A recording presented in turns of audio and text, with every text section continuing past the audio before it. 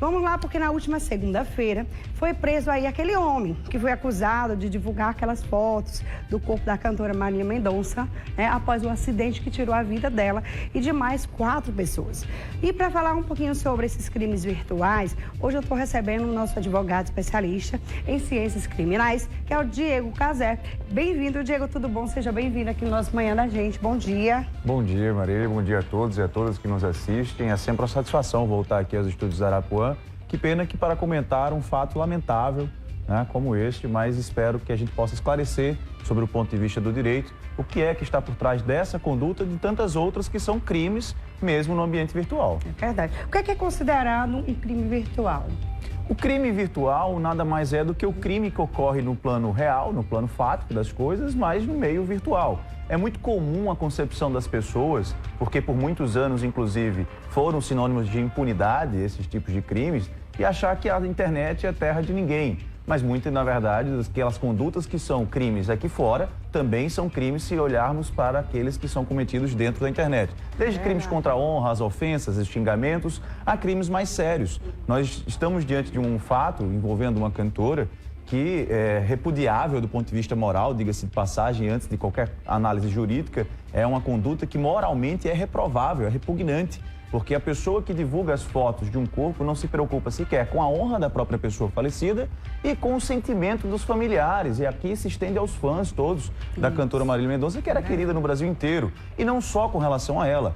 Todas as pessoas guardam, desde depois da morte, aquela preservação do direito. Então, este crime, que é conhecido como vilipêndio ao cadáver, ele é repugnante, ele é repreendido, mas também ele é punível, né? Inclusive a pena vai de 1 a 3 anos de reclusão mesmo, de prisão, né? Desde que ele corra, seja no plano fático ou virtual, né? Então é isso que estamos diante dessa situação que ainda está em apuração. Na verdade, este rapaz que foi preso na última segunda-feira, as informações preliminares dão conta de que ele era um rapaz que armazenava essas fotos, né, esse material, inclusive não só da cantora Marília Mendonça, como de outras pessoas. De outras pessoas também, se descobriu que ele tinha até do Gabriel Diniz, de outros cantores famosos, e tinha essa conduta de divulgar essas imagens, esse material que obtinha de forma ilegal. Resta saber agora, com a continuidade da investigação, de onde ele obtinha esse material, né? E qual a responsabilidade também dos próprios provedores de internet de que permitem essa divulgação,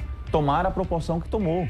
Também é uma outra análise que a própria assessoria jurídica da cantora já está adotando algumas medidas para responsabilizar, no caso a plataforma foi o Twitter, né? Essas big techs como o Facebook, como o Instagram, também devem guardar em si uma responsabilidade por permitir a divulgação ampla desse tipo de material que deve ser logo feito o takedown, que nós chamamos, né? Que é retirada do ar.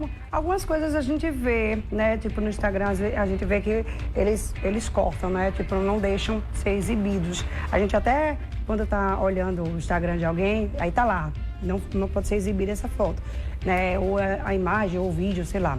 Então, alguns, eles conseguem fazer isso, né? Não sei, é porque é uma proporção muito rápida, a internet é muito ligeiro. Sim. Sai de um para outro. Agora, eu não sei como é que a pessoa tem uma capacidade de ver uma coisa dessa e ainda sair replicando para outros. Olha isso, olha isso. Gente, pelo amor de Deus, são pessoas muito sem noção, eu acho. Porque eu acho que é um fato muito... A criminologia, Marília, ela é assustadora quando nós tentamos entender o motivo dos crimes, né? Das pessoas que têm alguma conduta criminosa e que levam a tal. E a criminologia nos mostra que há não só a necrofilia, que seria uma prática de atos sexuais com relação a cadáveres, como a própria exposição das imagens e pessoas que, de alguma forma, sentem algum prazer, algum interesse, alguma curiosidade de ver essas imagens, de ter acesso e, o pior, chegam a divulgá-las, né? E realmente a gente não consegue, enquanto sociedade, sobretudo no direito, né, o Poder Judiciário como um todo, reprimir na velocidade que esse material se propaga nas redes sociais. É o famoso viralização, né? Esse material acaba despertando o interesse, por mais que isso seja repugnante do ponto de vista moral, em várias pessoas ao mesmo tempo, e isso toma uma proporção muito rápida. E é preciso que essas mesmas plataformas que permitem essa divulgação rápida também criem mecanismos. A gente falou a exemplo do Instagram, né? E ao longo do tempo nós percebemos que o Instagram ele vai se adaptando, criando mecanismos de denúncia pelos próprios usuários, de bloqueios momentâneos da imagem, quando são imagens de forma mais pesada, que tem alguma cena de nudez, alguma cena de violência, ele próprio já ofusca essa imagem. Depois de um tempo de algumas denúncias, ele tira do ar espontaneamente. E mais recentemente, nós vimos inclusive uma portaria na semana passada do ministro da Justiça, Flávio Dino, justamente indicando que o governo vai adotar uma postura mais altiva de cobrança de responsabilidade civil e criminal dessas big techs, dessas plataformas. Porque há muito tempo se tem a concepção de que essas plataformas seriam, Marília, apenas um recipiente, né? Onde a gente coloca esse conteúdo e a responsabilidade recairia apenas sobre a pessoa que colocou esse conteúdo, que postou a foto, que postou o vídeo. Mas quem replica? Mas quem replica, né? E nós Também sabemos que há um algoritmo por trás dessas redes sociais. E esse algoritmo, ele escolhe o que permite que tenha uma viralização, que permite que você tenha acesso. E até que ponto esse filtro está adequado, né? Nós estamos vendo diversos casos de violência, seja situações como essa, envolvendo a cantora de vilipêndio ao cadáver, seja situações de violência como há pouco ocorreram também nas escolas. E isso tem se propagado numa velocidade muito grande nessas redes sociais. Precisamos discutir o que fazer com relação a isso. É verdade. Vamos colocar aquele vídeo aí da mãe da Marília falando um pouquinho sobre isso? Solta aí, vai.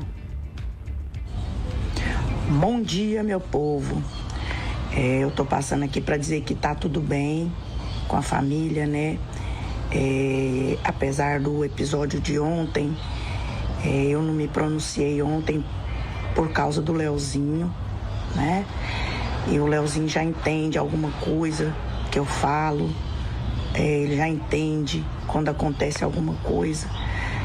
E dizer que a família tá chocada, né, com tanta monstruosidade, mas também não me surpreende, sabe? O mundo não me surpreende mais. Esses monstros que fizeram isso não me surpreendem, porque já havia feito outra vez. O que está faltando é lei, entendeu? Está faltando justiça. Aqui não pode. Então, como eu estava falando, o que está faltando é justiça, é lei, né? Porque aqui não pode ser terra sem lei. As redes sociais não podem ser terra sem lei. E a gente precisa que esses delinquentes paguem, porque não tem outra palavra. São delinquentes, tá? Que não respeita a memória de uma pessoa que se foi, seja ela qual for. Não é porque é minha filha e é a Marília, não. Não respeita a memória, não respeita a dor da família, tá? E quero deixar um recadinho para essas pessoas que fizeram isso, tá? Vocês vão lembrar de mim. Vocês vão lembrar de mim. Um certo momento da sua vida, eu não desejo para você a dor que eu passei, não. Mas num certo momento da sua vida, você vai lembrar disso que você fez e vai lembrar de mim, tá? Porque... E para aquelas pessoas que nos amam, aquelas pessoas que me ajudam em oração, aquelas pessoas que estão vendo o legado que ela deixou, aquelas pessoas que me ajudam com o Leozinho, né? Para criá-lo saudável, com o meu filho. Não compartilhem disso, isso é crime. Não dê ibope para criminoso, porque você vai estar cometendo um crime também, tá? E dizer que não compartilhe, não compactua com isso, não, viu? Tá tudo bem. Aqui, o que a gente planta, a gente colhe. Por isso eu disse que ele vai lembrar de mim, tá? Um determinado tempo da vida dele, ele vai lembrar de mim. E beijo, bom dia para todo mundo. Tá aí, viu, gente? Então, né, meus sentimentos são toda a família, né? Porque a gente sente, né, pela família também. É complicado ver umas cenas como essas. Eu não cheguei a ver, graças a Deus, não vi nenhuma foto, não vi. Não, também nem ia querer ver, não gosto de ver essas coisas. Nem gosto de ver nada com violência, nem contra criança, nem bicho, nem idosos, nada disso. Não gosto de ver cenas assim muito violentas. Eu acho que isso é muito ruim. Para quem vê, é horrível. E você que está aí repassando cenas que não... Cara, parem de passar essas coisas para outras pessoas, Parem de passar cenas ou coisas que vocês veem, coisas ruins para outras pessoas. Passem coisas boas, passem coisas que agregam valores para outras pessoas, que vai, sei lá, trazer algo bom para essas pessoas. Porque vocês não passam isso. Agora, engraçado que as pessoas gostam de ver coisas ruins. Porque se não gostasse, não via.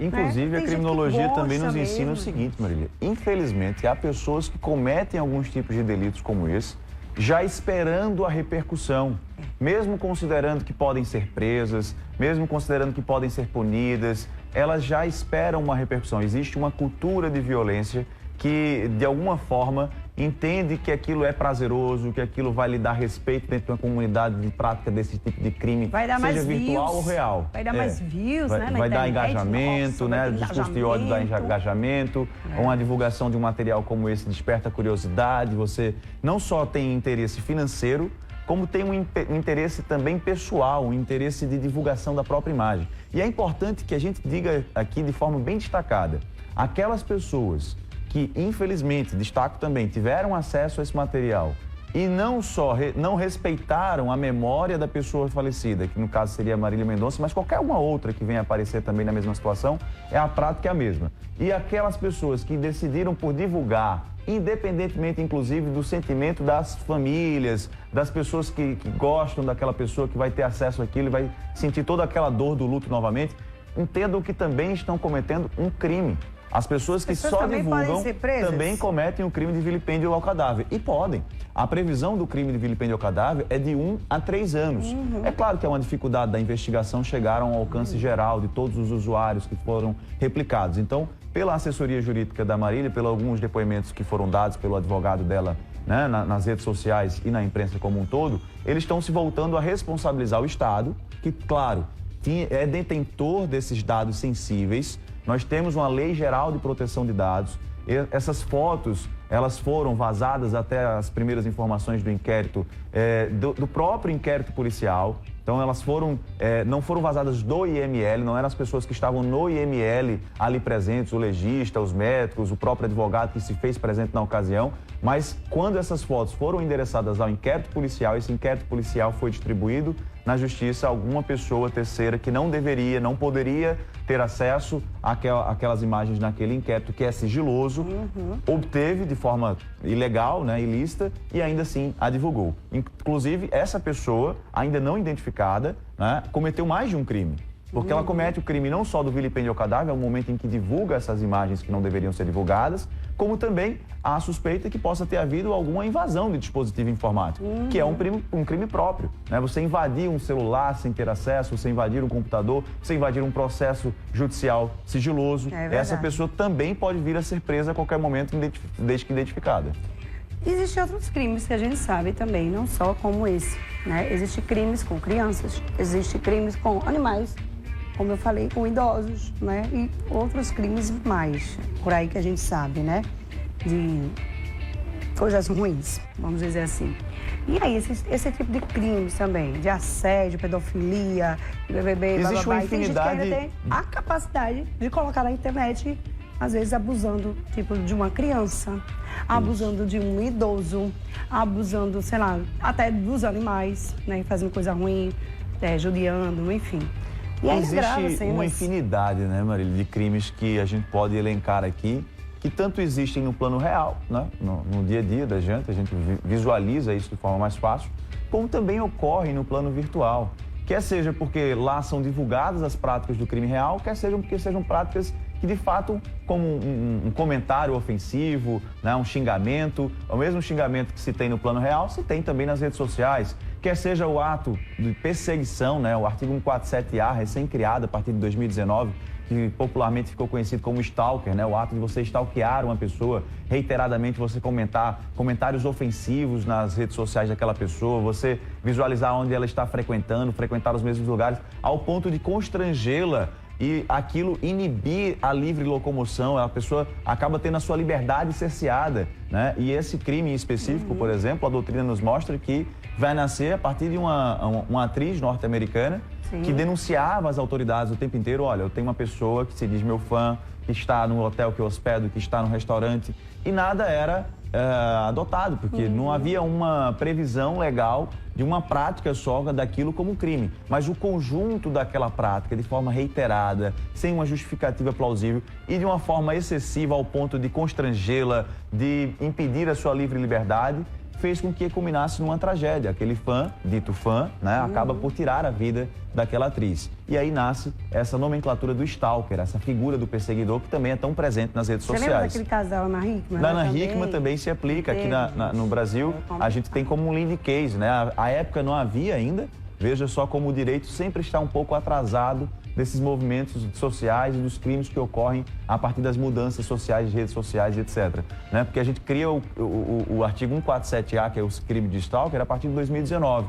O fato da Ana Hickman, na época, não tinha ainda essa previsão específica, mas também se aplicaria totalmente, é a situação. A gente falava há pouco aqui, né, Marília, como é lamentável saber que há pessoas nas redes sociais, na internet como um todo, que despertam interesse por cenas de nudez não consentida, por cenas de estupro que são divulgadas, às vezes envolvendo menores. E nós também tivemos, em 2018, uma mudança legislativa que tornou mais rigorosa a pena para esse tipo de crime, né? A gente teve a previsão ali do artigo 217C que traz exatamente isso. Aquela pessoa que armazena, que divulga, que grava e vaza uma cena de nudez ali não consentida, uma cena que faz uma apologia ao estupro, que foi uma mudança que, com pouco tempo da lei, foi também incluída, né? Apenas a apologia por si só também já configura o crime. E aquele que é conhecido como o revenge porn, que é aquela pornografia de vingança. A pessoa que tem uma relação amorosa com um companheiro, com a companheira. Termina. Aí depois... E aí tem cenas de nudez. Nesse caso, foram consentidas à época, mas para um motivo de retaliação, acabam por divulgá-la, né? E isso é um crime próprio, isso tem a pena de prisão também. Nós temos uma pena aí que pode ir até 5 anos com relação a esse tipo de crime e que é cada vez mais, infelizmente, comum nas redes sociais e também enquadra-se nessa situação. Como sociedade, nós temos que, primeiro, ter a cultura de não divulgar esse tipo de material, de não passar para frente. Façamos o filtro que Marília estava nos propondo há pouco, né? Um filtro moral, ético. Façamos coisas boas, façamos coisas que possam agregar a vida das pessoas. Cenas de crime, cenas que possam desonrar a imagem, a honra da pessoa falecida, cenas de uma nudez não consentida. Na dúvida se é ou não, também não se divulga, não compartilha, até porque não só é repugnante do ponto de vista moral e ético, como também são crimes e as pessoas que a compartilham podem ser responsabilizadas. Com certeza, né? E aí, onde denunciar? Nós temos vários canais de comunicação para esse tipo de crime ocorrer. Nós tanto podemos usar as próprias plataformas. Então, vimos um conteúdo no Instagram que é ofensivo, porque é um ato de violência, é um discurso de ódio. Primeiro passo, faz uma comunicação à própria plataforma. Tende a ser a maneira mais eficaz e mais rápida para que aquele conteúdo tenha o takedown, seja retirado do ar. Mas também podemos ir além e devemos, enquanto sociedade, temos um dever cívico para repreender isso. Fazer um boletim de ocorrência à Polícia Civil, noticiar o fato ao Ministério Público. Hoje em dia, inclusive, essas duas instituições, Polícia Civil e Ministério Público, dispõem de meios de denúncia online, nos seus próprios sites. Então, a gente tem até essa forma mais cômoda, né, de poder denunciar aquele material. Então, copia lá o link daquele material, manda num BO para a Polícia Civil apurar aquela conduta, para o Ministério Público, denuncia nas próprias plataformas, Facebook, Twitter, Instagram, para que a gente possa formar uma corrente do bem e impedir a propagação e os danos desse tipo de crime. Quantas pessoas não fazem fakes, né? E realmente vem no seu Instagram. No meu, gente, várias pessoas chegam, aí fala isso, fala aquilo. Pra mim é o seguinte, sabe como é que eu faço? Eu só faço, vou lá, olho quem é que tá falando, sempre eu vejo que é fake, porque não bota foto, bota nada. Não tem nem a cara de pau, né? De colocar a foto da pessoa, ou seja, não tem nem coragem, né? Chega, fala o que quer, o que não quer, né? Vai lá, diz isso, diz aquilo, esculhamba, faz tudo isso, né? Eu só faço chegar, deletar, bloqueio, tchau, pronto, bloqueei mais um. Mas sempre vai haver outros. Sempre as pessoas vão estar fazendo. Esse tipo de pessoas que fazem, tem como a gente conseguir pegar quem faz esse tipo de coisa, mesmo sem ter foto, sem ter nada, tem como descobrir? Tem, Maria. Eu reconheço que há uma dificuldade das provas digitais, porque ainda não avançamos o suficiente para que essas provas elas possam ser colhidas com a mesma facilidade das evidências de um crime real, né? De um crime no plano real.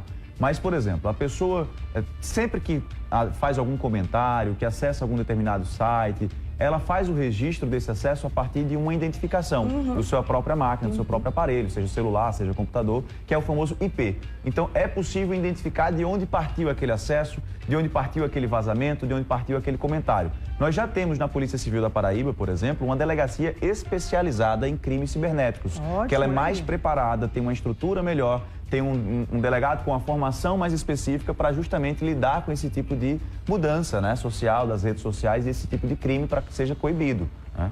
Isso é bom, ótimo, isso é bom. Já não vou mais deletar. E quanto à questão dos fakes, pegar, Maria? viu? Todos que fizerem, eu vou pegar agora. Denuncia. Temos que denunciar. Vai Temos que somar pega, né, forças com gente? isso.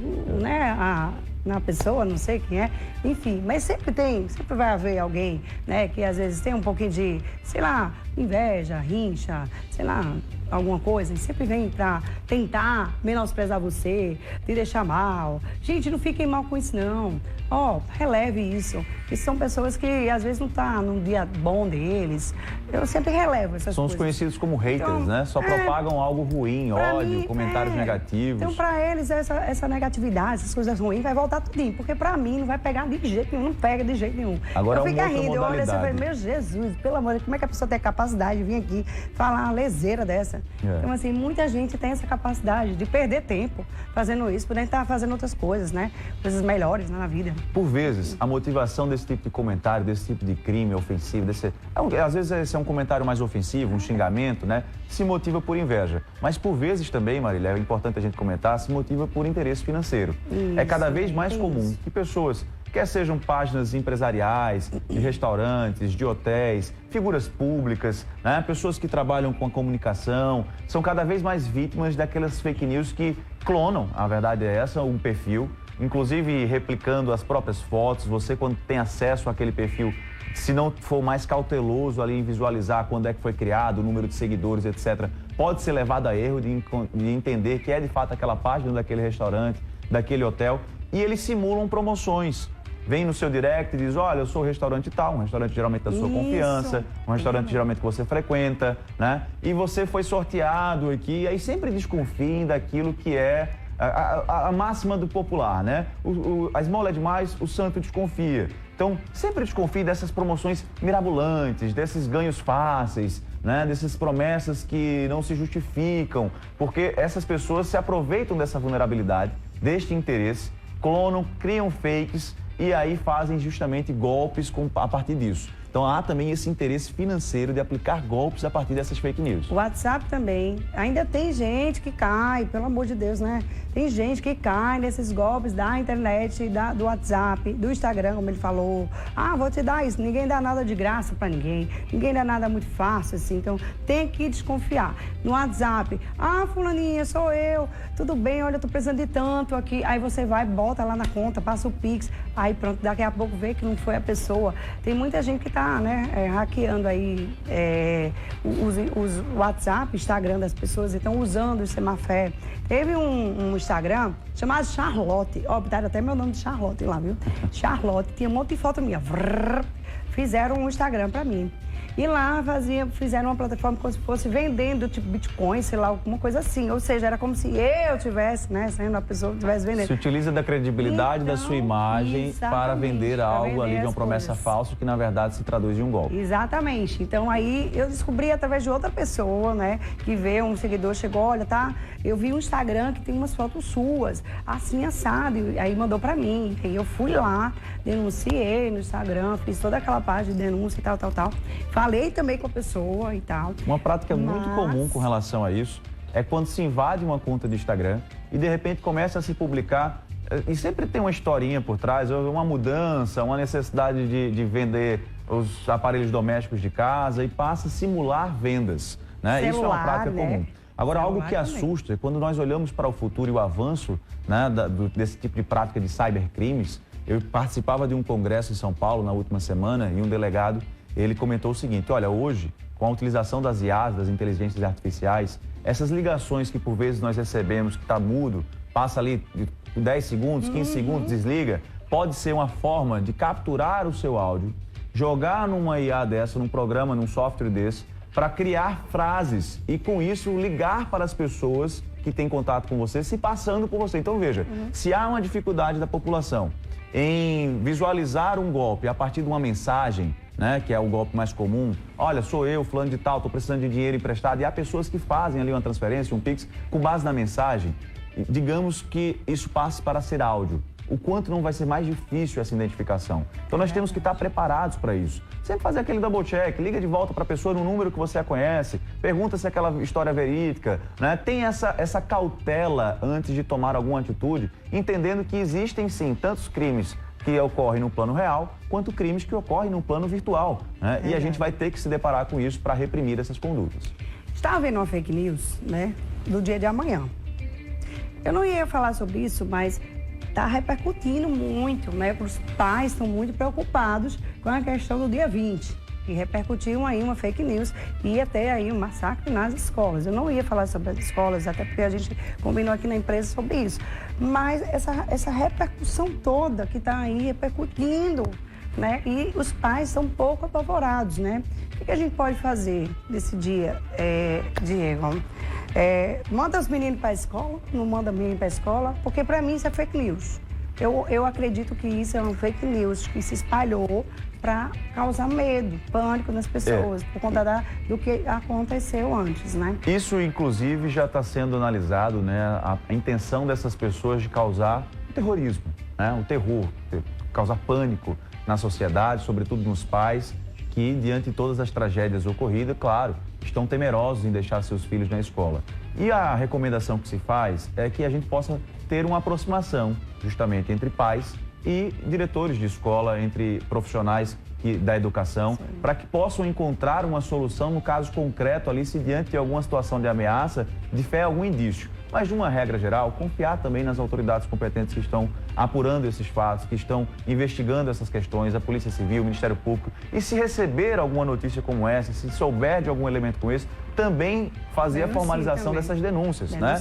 Denuncia, para que a gente possa somar esforços quanto a isso. Claro, a gente não pode privar as nossas crianças, os nossos adolescentes que passaram todo esse período de pandemia já distante das escolas, de ter acesso à educação. Eles estão duplamente prejudicados, além do medo que eles também estão, que estão cientes de tudo que está acontecendo, também a falta do próprio acesso ao ensino, ali presente na escola, que é muito importante.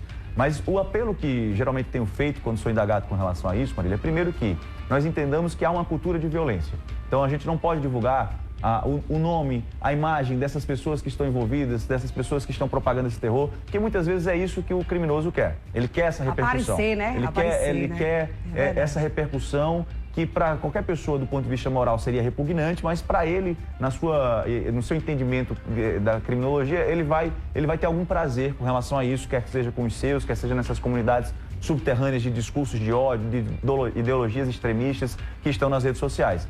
E o segundo ponto que eu sempre destaco é isso, que os pais tenham cada vez mais para si essa responsabilidade do ensino e não só deleguem às escolas. Busquem se aproximar das direções das escolas, reconhecer quais são as dificuldades, tentar entender junto ao poder público como a gente pode fazer uma melhoria, mas de uma forma de uma construção coletiva, né? Porque também surgiram propostas de todas as formas, inclusive da gente poder trazer segurança armada para as escolas. E aí a gente talvez possa retroalimentar essa cultura de violência e de ódio. A gente tem que ter muito cuidado com o que fazer, né? Nesse primeiro momento, é a gente buscar a paz, buscar a calma contra esse terrorismo, identificar o que é fake news e aquilo que tiver algum elemento, algum indício realmente concreto, a gente formalizar essa denúncia, tanto à escola quanto às autoridades competentes, para que tomem as medidas cabíveis. Maravilha, Diego. Obrigada, viu? Obrigada por sua participação aqui. Foi ótimo o nosso papo, falando sobre esse assunto. Falar sobre esse assunto aqui é importante para que as pessoas entendam, né, o que é fake news, o que não é fake news, né, o que é importante você estar colocando aí, divulgando nas redes sociais, e o que não é importante,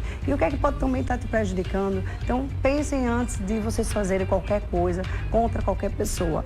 principalmente nas redes sociais, porque tudo fica registrado. Tudo fica registrado. Alguém vai pegar você em algum momento. Então, tenham muito cuidado quanto a isso, tá bom? Obrigada. Eu que agradeço a oportunidade, estou sempre à disposição e termino concluindo com o que foi dito de forma muito forte pela mãe da cantora Marília Mendonça, de que a internet não pode ser terra de ninguém. Ela é, sim, uma terra que tem lei e as condutas ali cometidas, elas são passíveis de, sim, serem reprimidas e repreendidas com a força da lei. Pronto, vou pro intervalo bem rapidinho, tá? E eu volto daqui a pouquinho. Já tem vídeo aí? Já tem vídeo?